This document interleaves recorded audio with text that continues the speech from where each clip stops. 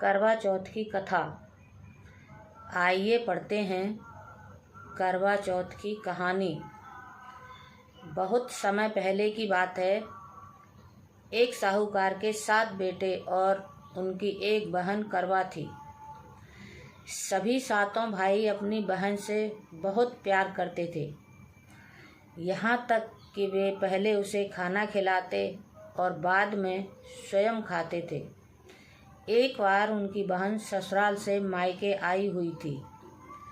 शाम को भाई जब अपना व्यवसाय बंद कर घर आए तो देखा उनकी बहन बहुत व्याकुल थी। सभी भाई खाना खाने बैठे और अपनी बहन से भी खाने का आग्रह करने लगे, लेकिन बहन ने बताया कि उसका आज करवा चौथ का निर्जल व्रत है और वह खाना सिर्फ चंद्रमा को देखकर उसे अर्घ्य देकर ही खा सकती है, क्योंकि चंद्रमा अभी तक नहीं निकला है, इसलिए वह भूख प्यास से व्याकुल हो उठी है। सबसे छोटे भाई को अपनी बहन की हालत देखी नहीं जाती और वह दूर पीपल के पेड़ पर एक दीपक जलाकर चलनी की ओट में रख देता है। दूर से देखने पर वह ऐसा प्रतीत होता है कि जैसे चतुर्थी का चांद उदित हो रहा हो। इसके बाद भाई अपनी बहन को बताता है कि चांद निकल आया है, तुम उसे अर्घ्य देने के बाद भोजन कर सकती हो। बहन खुशी के मारे सीढ़ियों पर चढ़कर चांद को देखती है, उसे अर्घ्य देकर खाना खाने बैठ जाती है।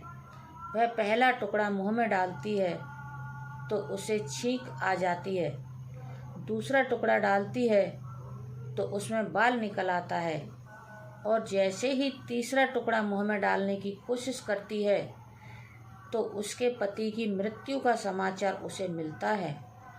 वह बौखला जाती है।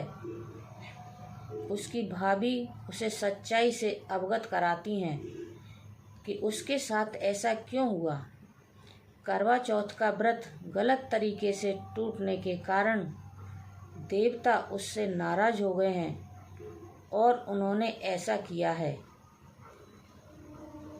सच्चाई जानने के बाद करवा निश्चय करती है कि वह अपने पति का अंतिम संस्कार नहीं होने देगी और अपने सतीत्व से उसे पुनर्जीवन दिलाकर रहेगी।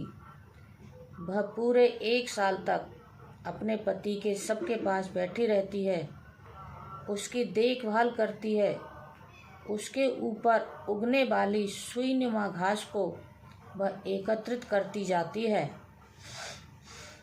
1 साल बाद फिर करवा चौथ का दिन आता है। उसकी सभी भाभियाँ करवा चौथ का व्रत रखती हैं।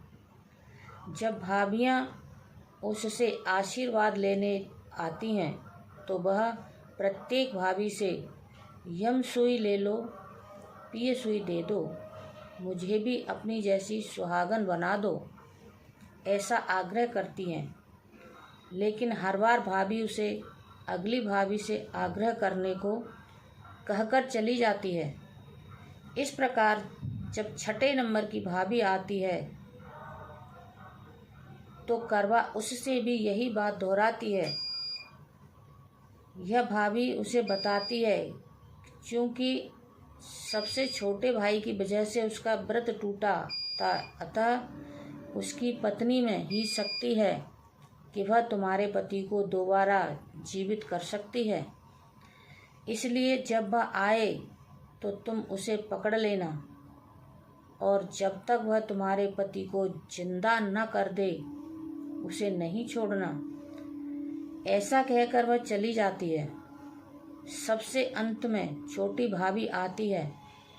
करवा उनसे भी सुहागन बनने का आग्रह करती है, लेकिन वह टालम टोल करने लगती है।